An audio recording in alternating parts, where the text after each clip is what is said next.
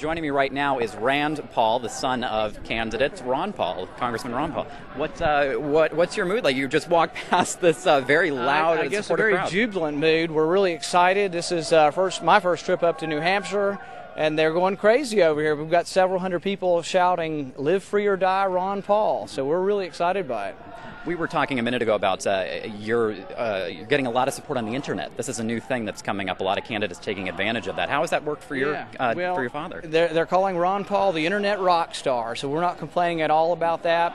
After the first debate, we won the online poll for MSNBC. On the second debate, we won the text messaging.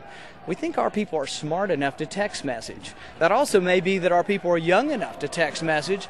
Our people are also concerned about the war in Iraq, and we think we've been there too long and it was a mistake to go to Iraq. We think people should have known there was a difference between Iraq and Afghanistan. The terrorists came from Afghanistan, but there were no terrorists in Iraq before we got there. And it's become a big, huge morass, and it's sinking into a civil war. And Ron Paul's the only Republican candidate who's speaking out against the war, and I think it's generating a buzz, and you can kind of feel the buzz. I mean, you can feel the buzz out here with these supporters, but you can also feel the buzz on the internet. Is that going to help? I mean, the fact that your father is kind of that alternative choice within this party. Do you think? Is that a fair assessment? I think so. 70% of the Americans are now opposed to the war in Iraq. Among Republicans, it might only be 25%. But you got a field of 10, maybe 11, maybe 12 candidates.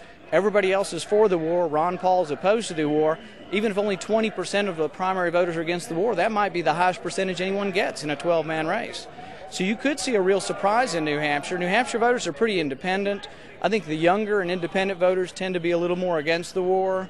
And I think that you can cross over in New Hampshire. You can vote in the primary. So I think you could see a real shock and a real big upset in New Hampshire. And we're going to work very hard in New Hampshire. Our family's coming up here. We're going to knock on doors throughout the state. And I was just talking to the group over here. They all say they're excited about it. I think we can get a couple thousand people out on a Saturday to knock on doors in New Hampshire, which I think is bigger than you'll see any of the other named candidates be able to generate. Sure, it almost sounds like you've got a couple thousand back there now. What do you think with 10 candidates on the stage tonight? What does your father have to do to stand out among this crowd? Well, you know, I think he does. He's one of these people who's not very calculating. You know, he's unscripted, and he'll say what he's been saying for 20 years. He never really says anything different. He never says, and, you know, what do people think and what they want to hear? Well, I think it is popular to be opposed to the war. He's been opposed to the war from the beginning. He was one of only 6 Republicans to vote against the war from the very start. And so I think you'll see more of that. I hope some of the economic conservatism comes out too, but they all try to promote their economic conservatism, so it somewhat blurs together. But you know, Ron Paul's the only one to ever vote against every unbalanced budget of the last 20 years. Every time a Republican budget comes up and it's unbalanced, Ron Paul's the only one with the guts to vote against an unbalanced budget if it's a Republican budget. He's voted against every one of Bush's budgets over the last 6 years. Bush has added over $2 trillion in debt to our country in 6 years. Ron Paul's the only Republican who voted against every one of those budgets.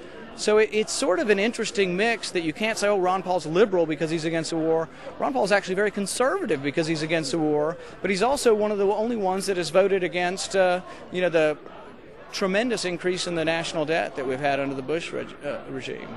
We'll see how he does tonight. Rand Paul, thank you so much for joining us. I really appreciate it. Yeah, enjoy the debate.